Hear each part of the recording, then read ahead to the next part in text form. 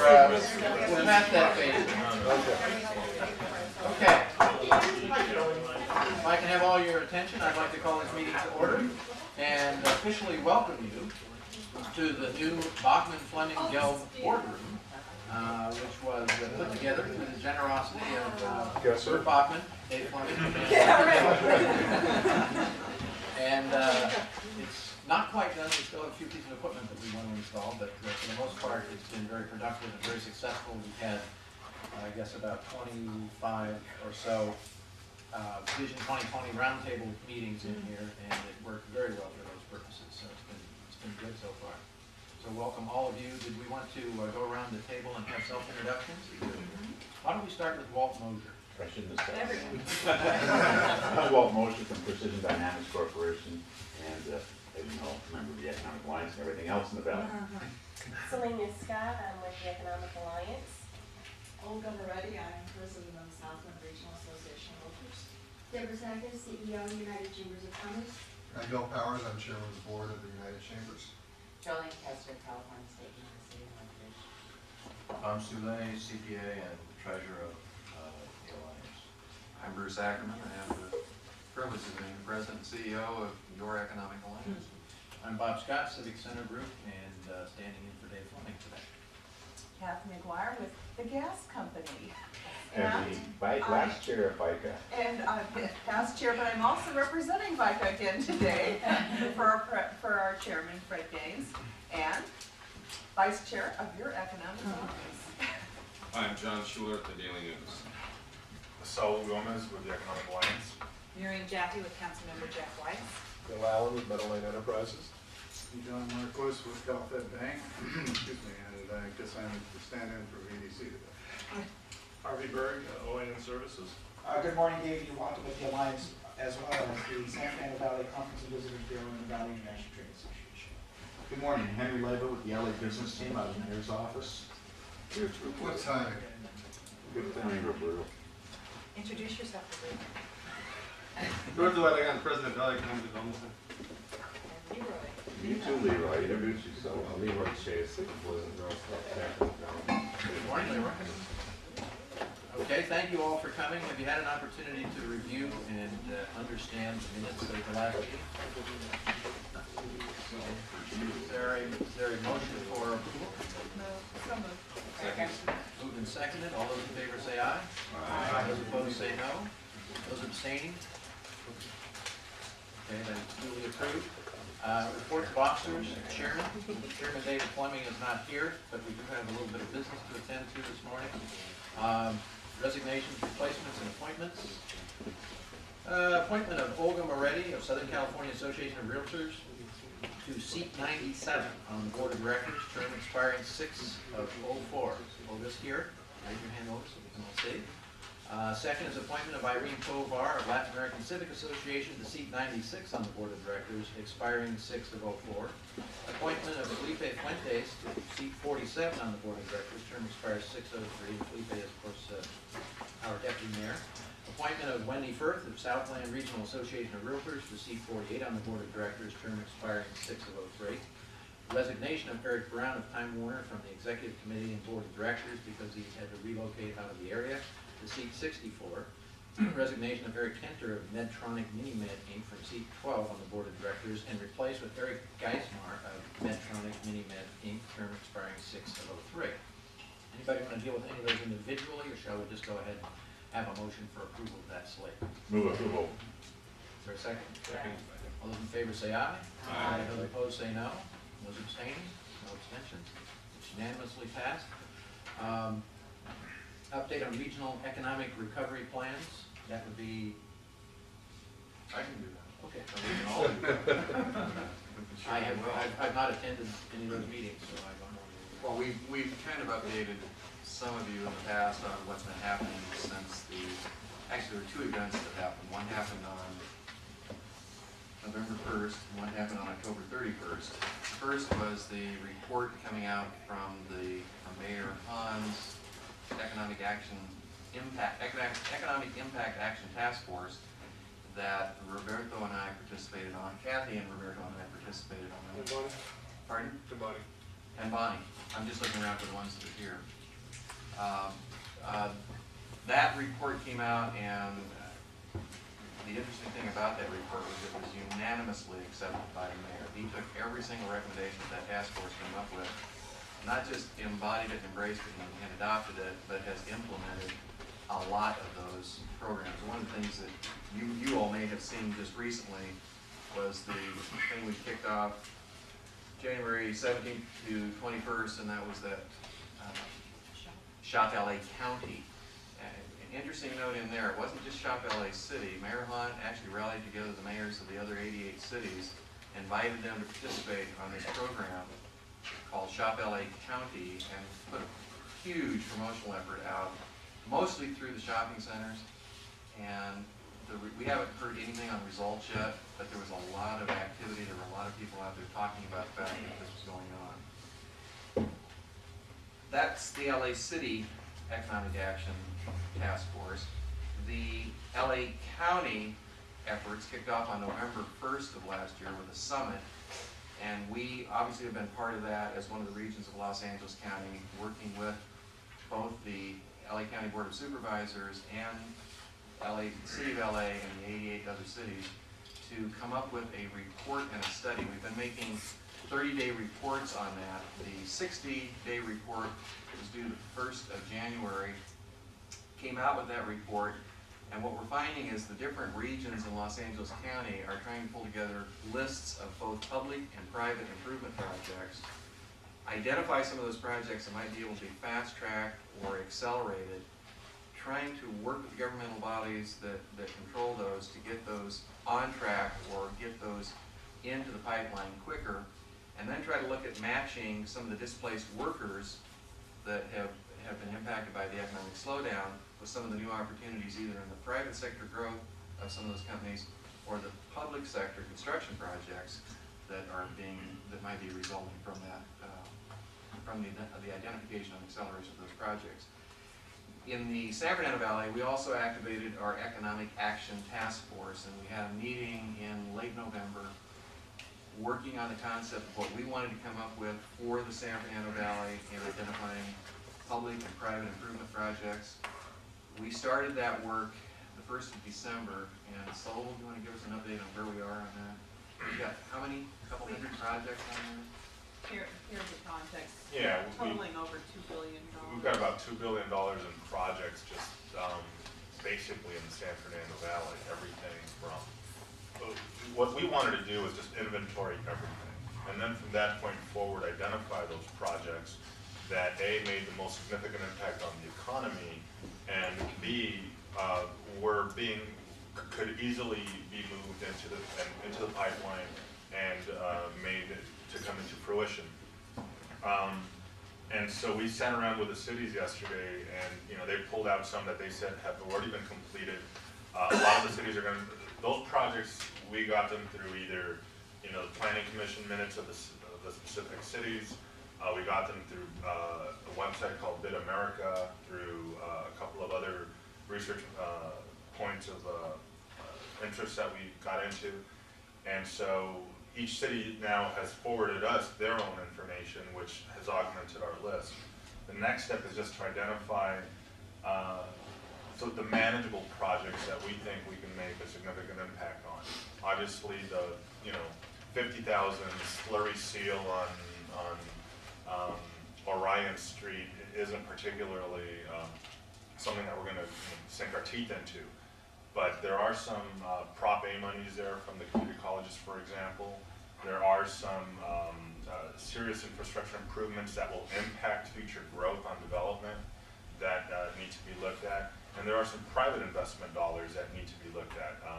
I know that one project out in Glendale, one of the first things they told us was, this has made all the headlines, but it looks like they're going to need financing. And I know that we're meeting with some companies from Singapore next week that are going to talk about wanting to invest in finance in our community. So we're going to be able to kind of play matchmaker. So we'll grab a hold of, let's say, the top 25 projects spread throughout the city to spread the wealth, and try to tackle those one at a time, and then move on from there to the next 25. Well, I think the important thing is we're not going to try to tackle the we're going through an exercise right now trying to identify those. Then we'll go through a prioritization process internally with the committee and then go back out to the cities and the county primarily to find out what they think the best bet is within those groups. And if we could identify, frankly, a half a dozen projects that we could help stimulate, that we could help get on track or get fast track, that I think it would go a long way toward jump-starting or continuing the economic recovery that we've already seen begin to start. So that's really our report from the Economic Action Task Force. The county group is looking at doing some kind of a summit probably either in mid-February or the 1st of March. And I'm not quite sure what the details are on it. They're still in the planning stage on that, but that would be the 90-day report card. One of the things that one of our task force members did, Mike Mizrahi from the gas company, was put together a public relations kind of a rollout for this. Once we get these lists identified, the private and public list, we try to tagline this thing. In the San Fernando Valley, it's all about jobs. And the whole concept behind that nomenclature is anything we do, any of these projects we get online, will translate into jobs for people in the San Fernando Valley. So we're ready to go. We just need to get our list, we need to get up, and we need to be ready to attack when we get there. We're ready to go. And there's some discussion about these contracts, monitoring the contracts, to make sure that local and regional companies, as well as employees, are getting those jobs. Because we know many times these larger contracts, they're out-of-state companies. They're coming in to do the work. I think that's a critical part of the whole process. Making sure they're local, that they've got set-asides for minority business opportunities, that we can, as much as possible, we can make sure that work is coming from the San Fernando Valley. I mean, the only way you can really do that is, I mean, in the contract itself, even before the RFP goes out, you need to specify how these contracts are going to be awarded. And I mean, that's really based on city code and city ordinance. And you can add certain other parameters such as, weight, certain weight will be given towards local firms, certain weight will be given towards firms, the meaty-weebies, the minority and women and all those acronyms that they have. And so you can say that you're going to weigh the final contract based on those things, but ultimately, I know a lot of cities have low bid, and that's one of the biggest issues. Is once you have low bid, it's hard to give the local company enough credit to be lower than the lowest bid. So I mean, we can put it, and we can ask that the I think we organization. do that. certainly can. We Certainly, language yeah. when we put those projects out. If I could divert for just a second, David, you want to just kind of give us some. What I'm asking David to comment on is the work we've done at Van Nuys Airport. Now, this is on the private side, but it trips over the public side directly because of some of the holdbacks in the lease negotiations that the Department of Airports is involved with the tenants and occupants at Van Nuys Airport. Maybe just give them a summary of the meeting that we held and what's happened since. Before you go into that summary, I think I don't want you to get off of what you're talking about in reference to bids. And I think it is important that you establish or try to establish something where you can go local. Totally agree. Because again, what happens, this is based on record parks, and the number of projects that we gave out, we had so many companies coming in from outside of the city of Los Angeles. And yet, when we would look into, say, Orange County, or outside of the county of Los Angeles, we look into Orange County, and those contractors could get their contracts there, and it wasn't that many from the county of Los Angeles being able to qualify or get the jobs there. So it appears there are other counties, or other areas, whereas they have come up with some sort of solution or some sort of gimmick plan or whatever, in order to sort of take care of home first. And again, a philosophy that I had, we always would look for Record Parks, a company within the city first, then the county, then the state.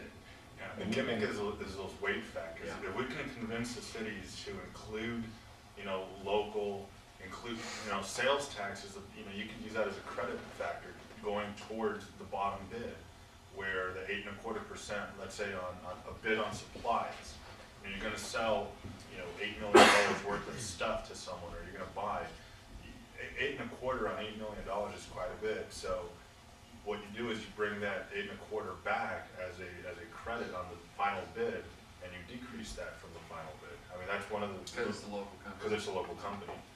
It's just one of those things that you can do, and it just takes a matter of the city, you know, each city, Burbank, Calabasas, San Fernando included, to add, and we can work on the wording, on the verbiage, to add a specific weighted portion on the RFP request. I think you should include intangibles too, and I think that's what maybe we were talking about here. The money is fine, but just the money shouldn't make the difference. There should be some intangibles because there are people in the region, so that should have a weighting as well. So we're looking for a legal way for us to be able to give certain advantages to local and then other businesses. And the other way I know is community participation. That's one of the third ways that you can add. You know, how much have you contributed to the community in the past? So, Yes, it means much more to us when we see a business that's located here rolling that dollar over here, rather than some entity from another part of the state or another state. It's not so much saying what will you do in the future once you get the contract, it's what have you done. You know, that's where some cities are going, and which is a good thing. okay. Totally agree. We will do that. We will work on that. I'd love to be able to have, you know, the ultimate say-so on that, but unfortunately, when you get into the city side of it, or the public side of it, so we can sure insist on it, and sure recommend it, and sure push it, particularly on those projects we identify that we want to work on. Anything else under that topic? I had, If you think of it, maybe. on the airport issue. Did David already finish? Right. We never even Okay, started. sorry. Because I wanted to add to whatever he, let me add to what you didn't say. One of the things that the Economic Action Task Force was looked at was to find the private development side. So we held a roundtable discussion with all the major tenants at Van Nuys Airport to look at what kind of capital expenditure projects are on hold because of what are the issues that Los Angeles World Airports have had. We came up with a list with all the major tenants, came out to $47 million. That, Well, you know, that isn't even major tenants. I mean, that was what, like 8 Yeah. tenants out there? And that but was they're the major tenants.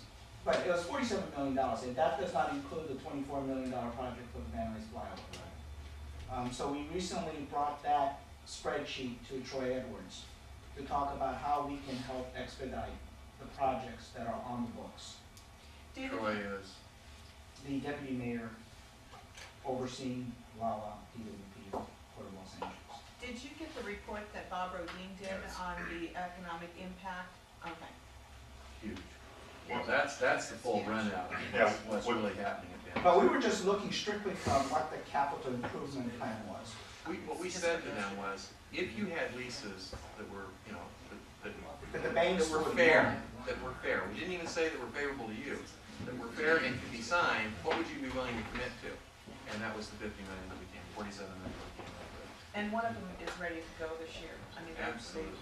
they can go with it this But year. the summary on that spreadsheet, which is that if you had, there's 100 acres to develop at Van Nuys Airport. If we develop 35 of them currently with 6 projects that are ready to go, you can make an impact of 40 plus odd million. The multiplier effect, you come out to 70 plus odd million.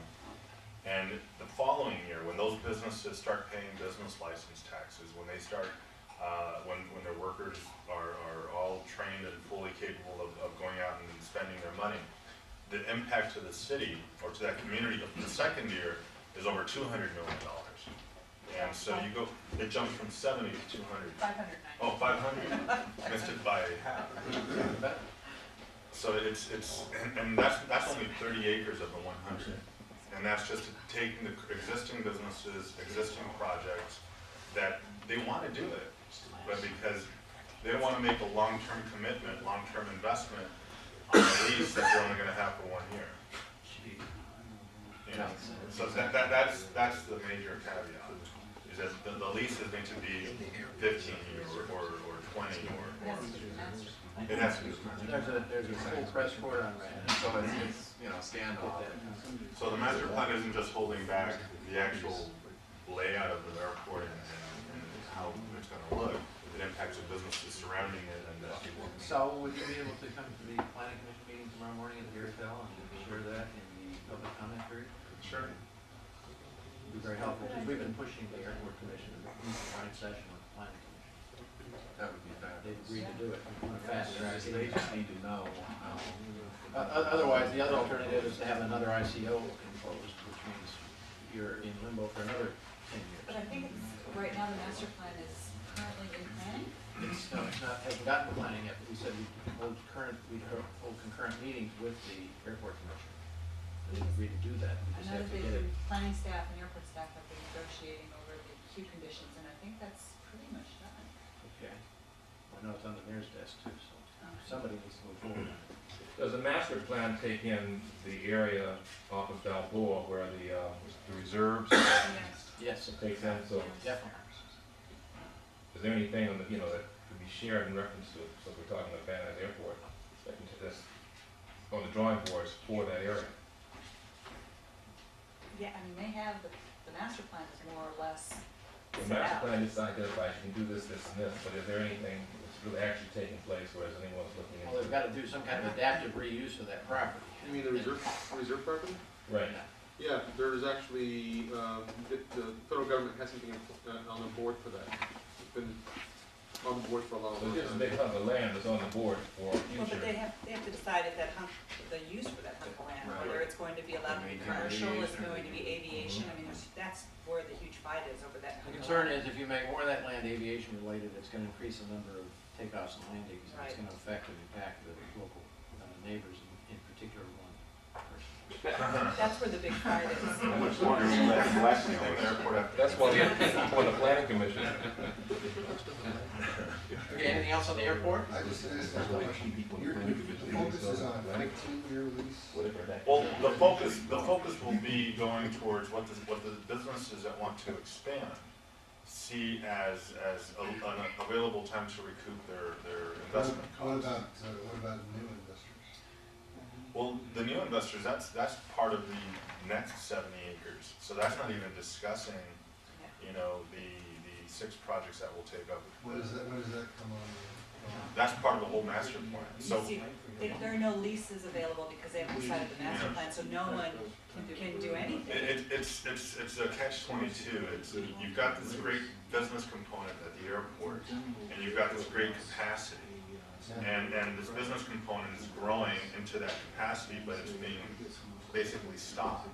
And until you master plan it, nothing can happen. Not expansion, not attraction. It's like being in a CRA. I represent a very large industrial developer who, and you know what I'm talking about, who would, I'm sure, be interested in something like that.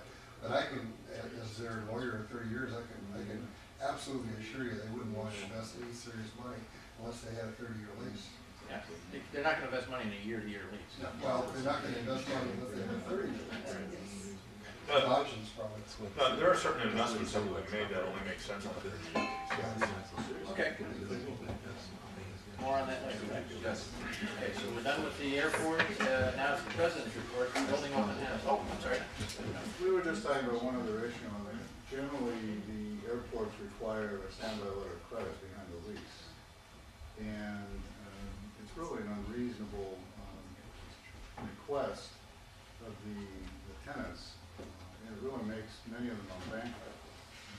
So even though they might be able to negotiate a lease, they're not going to be able to find financing. Even if it's not unbankable, it's taking $1 million or $2 million out of their available credit lines because that's where the money is going to be secured by, whatever the availability is. We're going to have a 1-year LC on securing a year's worth of rent on a lease. Where else in a commercial environment is something like that done? That might explain why we're losing $4 million a year on the project. Yes. Okay. Wow. All right. President's report, that'd be Bruce Ackerman. I have one thing to share with you, and I hope you all you've all received your invitations, and you're all going to be here tomorrow. But the building, the Valley Corporate Community Center is having its open house tomorrow from 4 to 7, the entire building. Come by. It's going to be a lot of fun. It's going to be a lot of food. There'll be a lot of refreshments. Nice party. Wine. Come on by. Cleaned up. Where are you gonna put all these people, Bruce? Down in the parking lot? We're gonna call it the parking lot. No, it's primarily gonna circulate through the 2 floors, Really? both BDC on the 2nd floor, and it's gonna be interesting. we're looking at doing some kind of a ribbon cutting at 6 o'clock. If we have anybody here to cut the ribbon with, and if we don't, then we won't. But it's primarily just to have you all come by and take a look at your investment. So, Who do you need to bring? some political officials. Anybody in this room? Itch. They want somebody important. I nominate Tom. David Goodrow just walked in. Welcome, David. CFO's report. Okay. Souley. There's a separate financial report with a letter on the front. The second page is the summary of income and expenses, and it covers, well, it says November 1 through December 31, but that's not true. It's just the month of December, and then the 6 months ended December 31, and then the right-hand column is the budget for the current fiscal year ending June of 2002. And through December, we're showing revenues of $729,000, and our budget through that point was about $680,000. So you can see that we're ahead of budget on our revenues, and we're pretty much on target as far as our expenditures. In the bottom right-hand area where it shows general and administrative and payroll staffing, those are our budgets for the year for the overhead expenses. Approximately $170,000 for the general administrative and $440,000 for the payroll and staffing for the office here. Any questions? Is the budget, the nature of this budget such that you can't look at it quarter to quarter against budget as opposed to this full year budget and then we're kind of cranking up to it? It's kind of hard to really see, you know, performance. I'm just, you know, I want to make sure we're not having any subsidiary partnerships and aren't aggregated.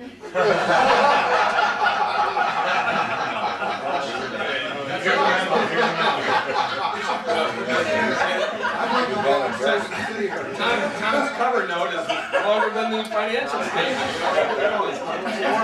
I was formerly with Price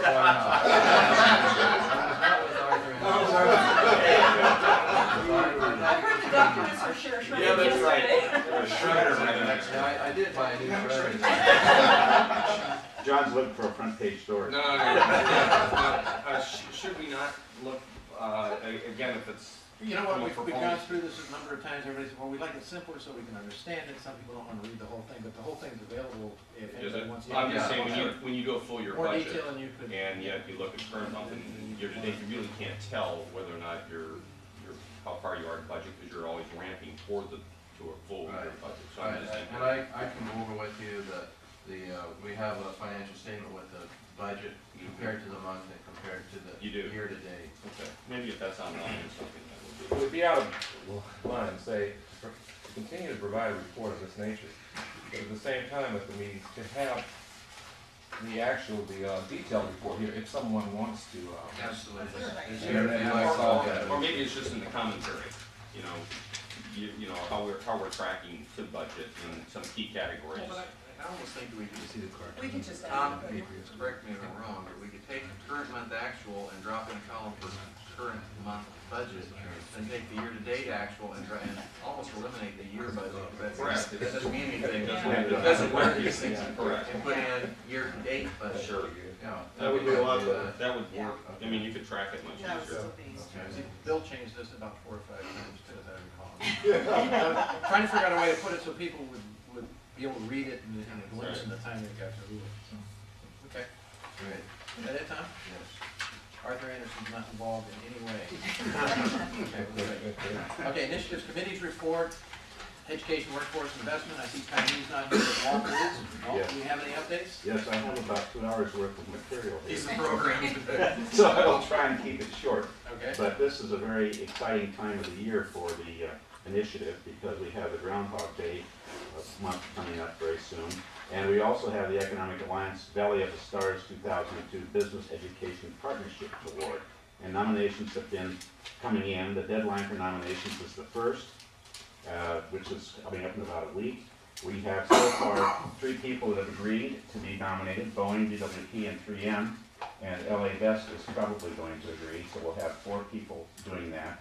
The voting will be done on February the 13th by Andrea Barrera from Mission College, Bert Seneca, Airtel Plaza, and Paula Wilson from the Valley Community Clinic.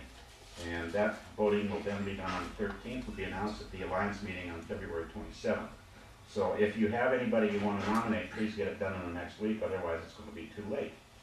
The next thing I want to talk about is the Manufacturing Technology Laboratory. We mentioned last time that we had donations to get all of the equipment in it updated, and that has been done. We now have Woodbury University and Ford Graphics redoing the outside skin, the plastic on the outside that gives it the appearance that it has. And that wrap that we had on it's been there for 3 years. The life is only 2 years, so it's 1 year past due. And that will be done at no cost to the Alliance. So the university's logo will appear on the MTL. Well, the design, the wrap itself. On the wrap, yes. Will cost. That will cost, right. The design was being done by them. Okay, fine, thank you. Then the final thing I'm going to talk about is Groundhog Day and job shadowing. And I think most of you know what that's all about. But what this says, if you want to have a definition of what groundhog and job shadowing is, it says job shadowing is an academically motivating activity designed to give kids an up-close look at the world of work and to answer the question, why do I have to learn this?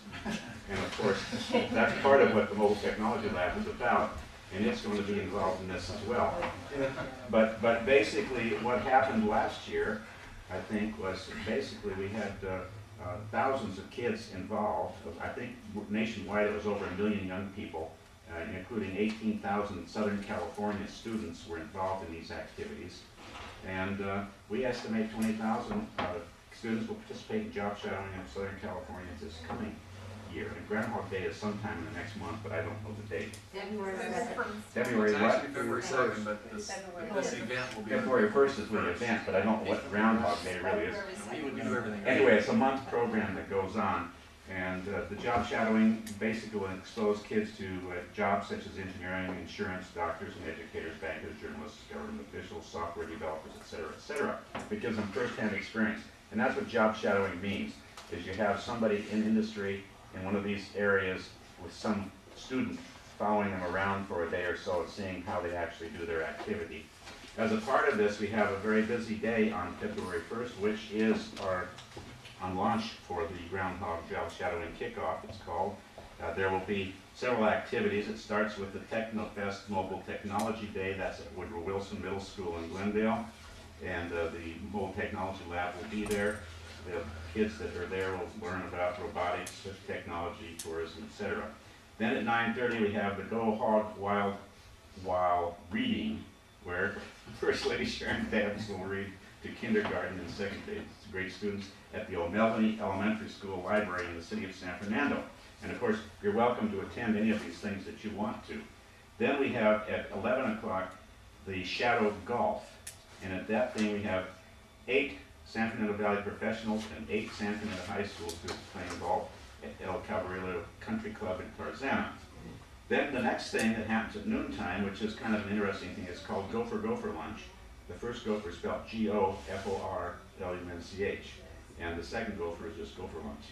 And Nancy Daly Reardon will be there with at the country club to provide remarks on women opportunities in high-paying, non-traditional careers.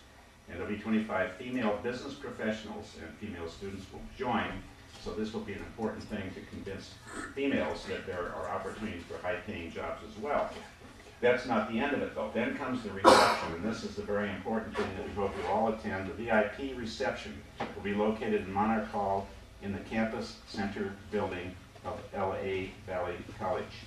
And that is going to include some very interesting people that you probably all know. Linda Alvarez from CBS Anchor and Steve Harvey from NBC will be there. Steve Harvey's show he's up the Steve Harvey show. That meeting will be made up into 2 parts. One part will be for the business people that are involved in this activity, and the second part of it will be for all the students. And there will be quite a few students. I understand about 400 from 12 high schools will be at this reception. The business people are supposed to leave the 4 p.m. reception for them and move to the 4 p.m. reception for the students so they can participate with the students and be there with the students.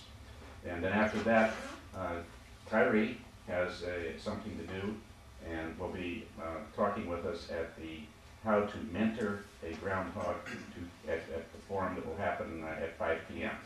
And I think that's about it. I think if there's any questions, I'll try to answer them.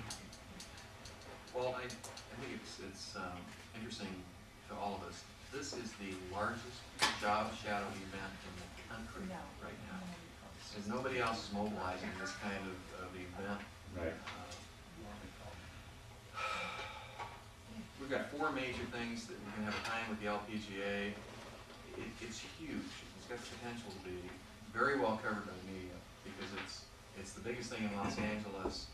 And as far as the contacts we've got nationwide, nobody else is doing anything quite like this. I think we need to even push that more with our business members because my company hasn't been involved in this directly, but I have 2 people going to this function on the 1st to find out how we at my company can get involved in it. And all of you in this organization that have companies who aren't involved in it perhaps should have somebody go to see what you can do because that's really how the kids are going to move forward in society. Making Okay. Great. Thanks, Walt. That was very comprehensive. Question. Yes, sir. Is there a website or Oh, yeah. information number where we could get more information on this? There is a website, the Valley of the Stars website, of course, and I don't know what they all are, but the Valley of the Stars has the form, incidentally, if you want to nominate anybody on their website. And there you can probably find out something, and maybe Bruce can tell you what's on the website, I don't know. It's very easy to get to through Economic Alliance, economicalliance.org. And you can actually, when you go to the education, it's highlighted on there, and it's got a drop-down, fill-in form if you want to nominate somebody. Thank you. You could get lost forever. Okay, Kathy McGuire, I don't even know her. Well, most of my report was given earlier by Bruce and Saul, so we worked very hard at our committee meeting yesterday. Both Glendale was there and Calabasas, and their participation was very valuable to us because they were actually able to give us projects that they really needed help on, and that's what the Economic Alliance brings value to them, because we'll be able to put together like strength courses or red teams to assist them with where they want to go. So I encourage LA City to attend, and also San Fernando. They were invited, but I think there were some conflicts there. We have decided, our committee has decided to go to an every other month meeting, so our next meeting will be held the 3rd Thursday of March, which is March 21st. We'll be holding it at lunchtime. Hopefully this will make it a little bit more convenient. The business assistance, or the business, Valley-wide business survey that has been contracted out is not available yet. We got that started before the holidays. We got about 300 contacts, and we have to make 700 contacts. With the holidays, it got a little bit slowed down, but they're on track, and hopefully we'll be getting that in the next several weeks. So that's basically it. Is there anything you want to add real quickly, Saul? No, I think between Everything else that we were yeah, talking about?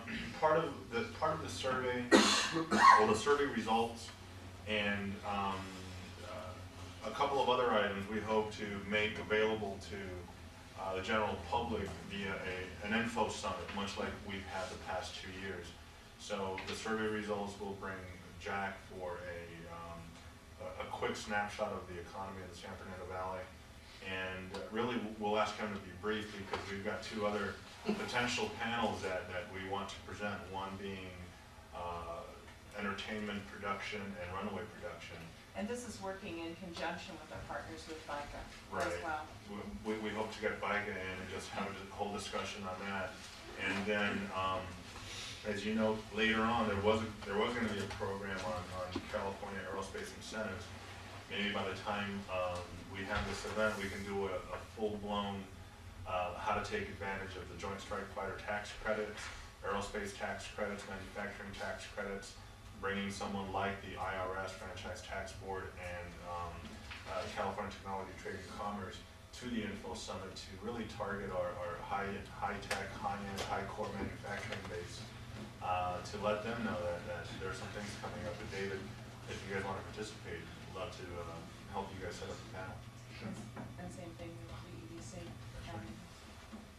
Okay, no questions? Perfect.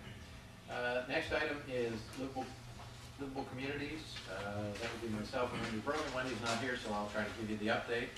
For those of you who have been out of the country or your computer's been down, you probably wouldn't be familiar with how much material we have been processing over the last few months, but it was more than even I had hoped for. We have an awful lot of information that we have culled through. Harvey Berg and Alan Epstein and a few other people have sort of helped take a leadership role in this. At our most recent meeting of the chairs, where we tried to sort of flesh out the finalized bullet points, which are still to be finalized, but came to the conclusion we wanted to have a really significant event on February the 21st, and so that is indeed what it appears to be working out to be if the technology serves us appropriately. We'll be having a multimedia presentation of the vision that's going to involve a lot of very important people to the process moving forward. It should be very enjoyable. Those who haven't RSVP'd yet, it's from 4 to 6 on February the 21st. It'll be followed by a reception. There will be a multimedia presentation, some interactive activity with all the attendees, and then of course the reception afterwards to sort of try to get people in the spirit of being involved in the implementation process. The most important thing about Vision 2020, as we decided going in, is that it can't stop with some kind of a booklet or a report that sits on a shelf, and it's all about implementation.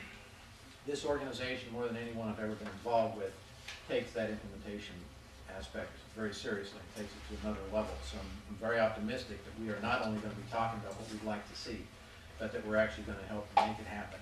And so far that's been encouraging and very rewarding. Any questions on that particular topic? The livable community, do you have a question? If I can just add something, part of the whole Vision 2020 process, what it turned out to be was very flexible. Throughout the process, what became evident was that a lot of the Northeast Valley participants weren't either coming or they were either participating online but not coming to the roundtables.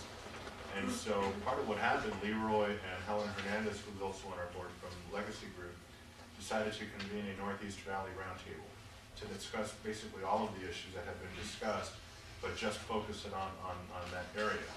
And we held 2 roundtables, both in this room, and they were both packed. And you know, some issues were brought up that had not been brought up before at any of the other roundtables. Childcare being one of them, you know, education facilities being another. And so it just goes to show how flexible the process was, where all someone had to do was say, you know what, it looks like we need to address, you know, this particular geographic area of the valley. Let's focus on it. We went out there with the help of Leroy and Helen, invited those Northeast Valley participants, and came and really, besides those real uncommon things that they made known to us, the bottom line is they had the same issues as everyone else. So, you know, it proved to be very, very flexible and very worthwhile. Any other comments or questions on that? Marketing the Valley, for a second. Oops, I'm sorry. Just a comment on the Vision 2020. As far as taking it to the next step, what is going to be done from the standpoint of past the booklet? I mean, are we going to have an implementation strategy as far as like maybe involving the strategic partners, you know, kind of? Funny you should ask. And if at the end of the event, if at 7 o'clock on the 21st of February, you don't have the answer to that question, ask it again. Because that's part of what we're doing. That's part of what that event's about. There's going to be a little bit of give and take. I know. I mean, it was a huge process. I know I wasn't involved as much as I should have been, but from the standpoint of where you go from this point, it seems like the first step would be to maybe take it to those strategic partners and try to get them to, you know, put their name to the line item next to it. That's exactly what's going to happen. A little arm twisting here. Yes. The strategic partners of the cities, because the city were integrally involved in the process, and so they know maybe I'll give something away just because of the nature of part of one of the findings that was common throughout all of the roundtables was securing of the industrial space in the San Fernando Valley, making sure it doesn't erode any further. And that being the case, obviously there's plenty of work to go around from the city standpoint, from the zoning standpoint, planning, from an implementation standpoint. That's where, you know, an organization much like yours, the mayor's business team would come in, you know, and there's going to be plenty of homework. Exactly. Scared. Any other questions or comments on that? In marketing the ballot, we've got Jane Brockman, who's not here, and Bruce Ackerman, who is here. I would be delighted to give that report. 4 things to call your attention. The Office Depot LPGA Championship Tournament hosted by Amy Alcott in the Valley of the Stars is set. We're gonna figure out a quicker soundbite for that. We are with them lock, stock, and barrel. We've had several meetings with the City of Hope, who is the organizer of the event. They are absolutely delighted with the relationship between the Alliance and City of Hope and what we bring to each other, trying to help them identify sponsors. Our sponsorship package is set. You will be receiving information from us as soon as we get it. We're going to have a skybox on the 18th green with Valley of the Stars and Economic Alliance plastered all over. Maybe we can figure out a way to get strategic partners logos on there. I mean, this is national coverage. It's on ESPN too. It's going to be a huge event, painting the picture of the San Fernando Valley. What we want to do with that skybox is, over the 3 days of the tournament and the 2 days of the Pro-Am, is host people coming out to it and really turn it into a nice showcase event for the Valley, for the Alliance, for our partners, and really pointing out what a tournament of that magnitude can do in bringing recognition to the San Fernando Valley. April 1st to 7th, that is the date those are the dates for the tournament. And it's at El Cab in Arizona. Bruce? Yes. Do you want to mention the volunteer? Yeah, thank you, Selena. There will be a tremendous opportunity to get involved if you would like to get involved personally in a volunteer capacity, working the tournament, manning booths, walking the course, monitoring, serving as whatever else they need. There's going to be a huge volunteer effort mounted by City of Hope, and in fact, we'll probably have a mailing out on that sometime next week, just telling you how to get involved in that if you're interested in working on it, volunteering on it. The Pro-Am, as soon as we get the details on that, I know David Fleming is anxious to play in that, as he did 3 years ago, and I'm sure some of you would like to do that. We will let you know how to do that and how to participate in that, and what that would cost you, if anything. Be forewarned, he won it 3 years ago. I know. So. That's right.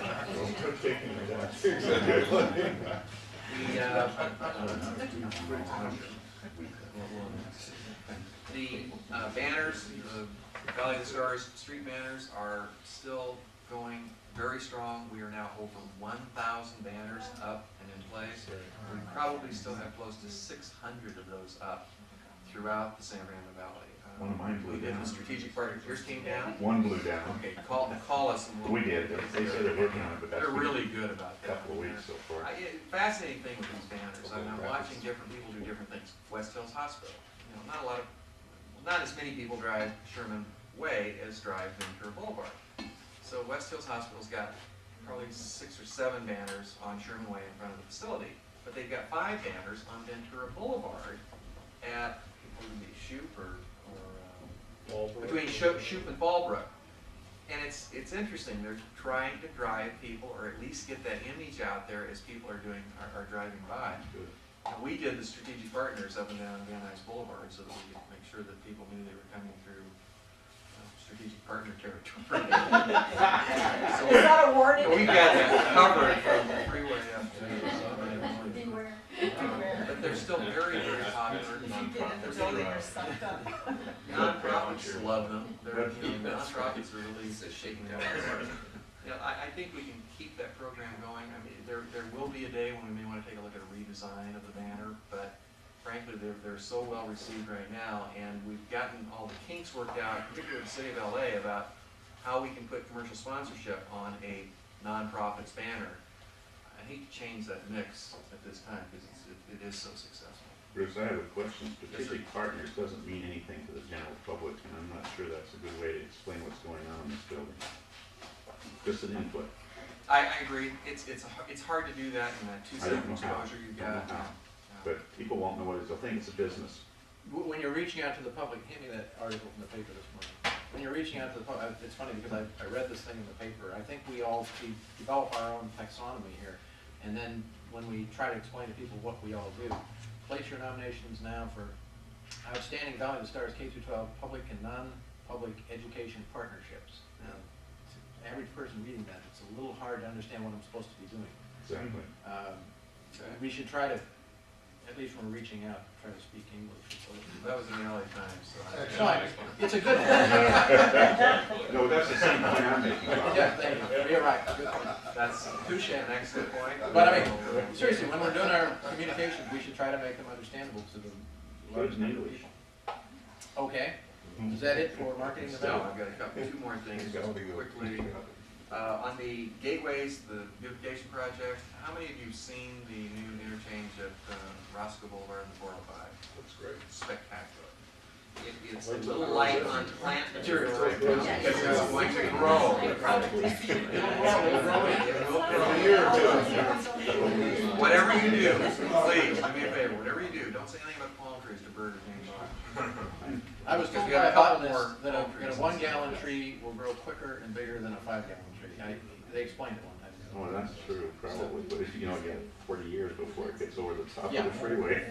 We'll take another look at it this summer. Okay. So, and follow-up projects have been identified. We've got about 6 more interchanges specifically identified and targeted, but we can't move until we get Caltrans to move. They've got to come up with a basic design plan for what they want to do on all these interchanges, and then we can come in and try to do the enhancement program. We've got businesses that are interested in doing it right now, but until we get something to show them, we get an idea of what they could do. We're kind of waiting. And Can we do Caltrans this estimated. in sort of a matrix form like we did with the signalization, where we decided we didn't have to have a master plan for each and every intersection? It's not that, that's not the issue. The issue is Caltrans has to figure out what they're going to do at each interchange, and there is no stock overlay, just each interchange is different, they're different widths, they're different depths. So we've got to wait till they get their basic design plan before we can do something on that. But that's going ahead, we're getting great coverage on that. Last item on the websites, I continue to report to you, the websites are having phenomenal success. We are consistently, month in and month out, over 200,000 hits between the 5 websites that we control now. Yeah, we've grown from 1 to 5 websites. Half of that activity is the website that we are slowly moving and maturing into the San Fernando Valley Virtual Library.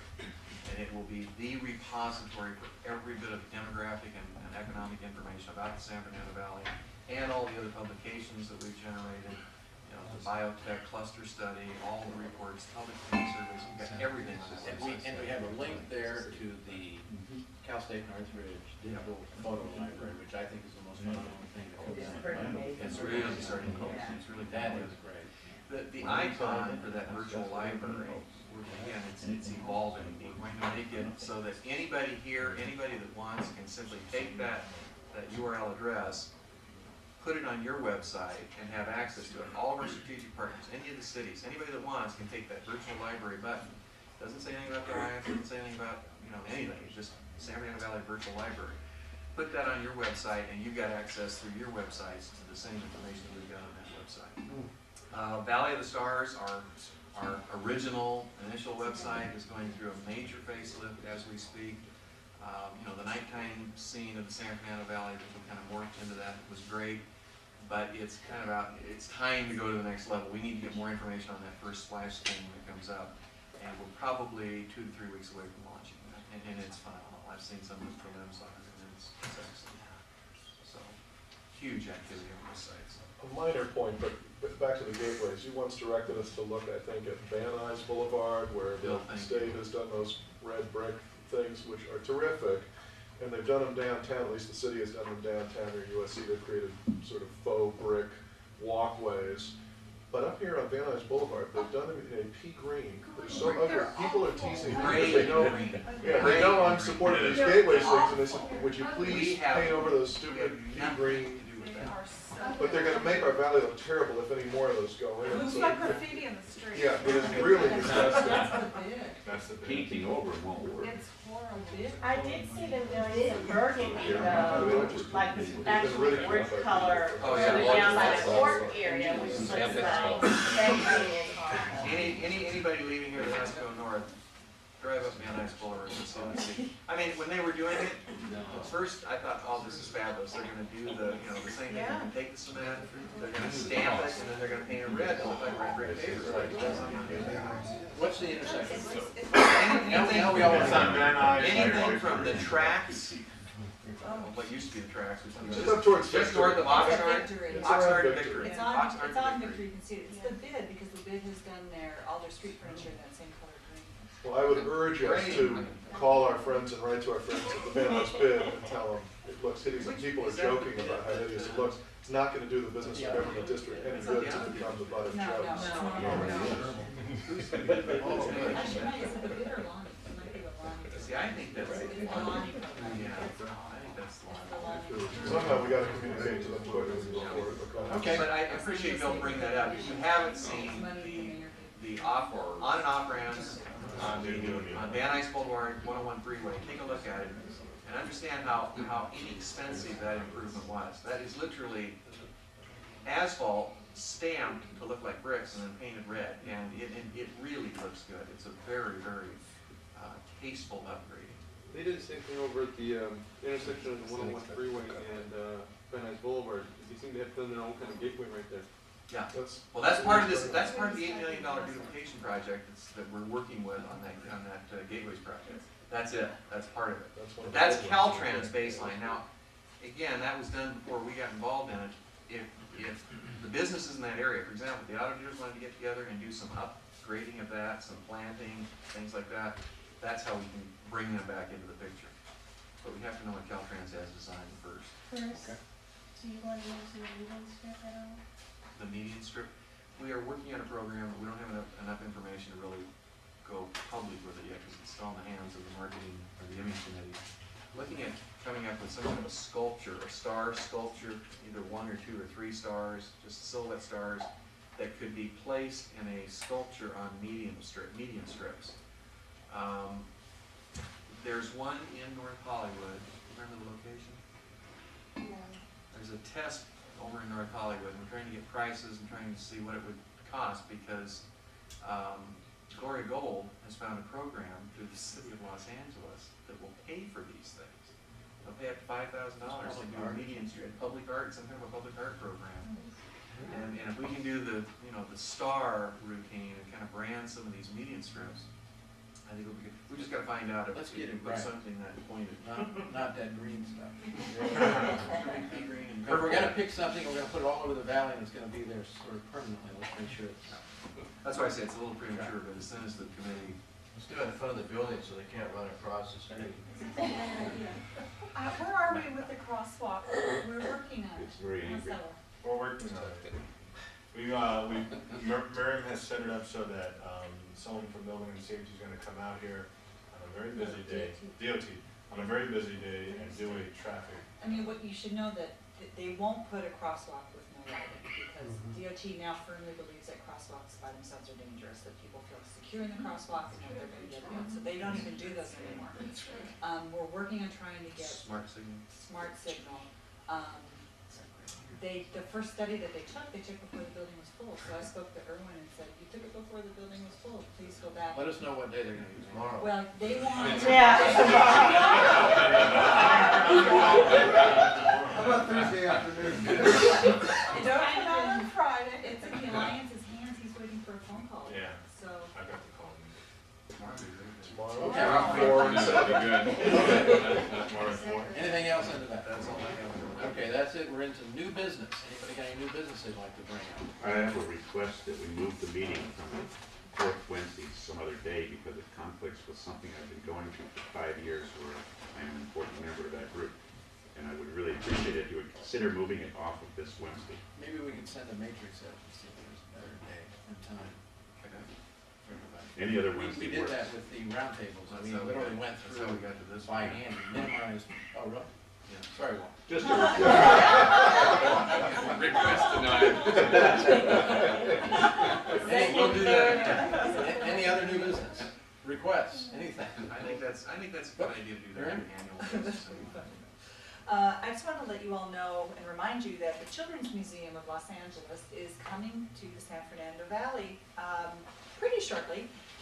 We are going to be doing groundbreaking for the museum in Hanson Dam on July 4th, and I wanted to let you all know that because it's my job, I'm on the board, and my job is to do community outreach and to get people all excited and into the museum before it even breaks ground.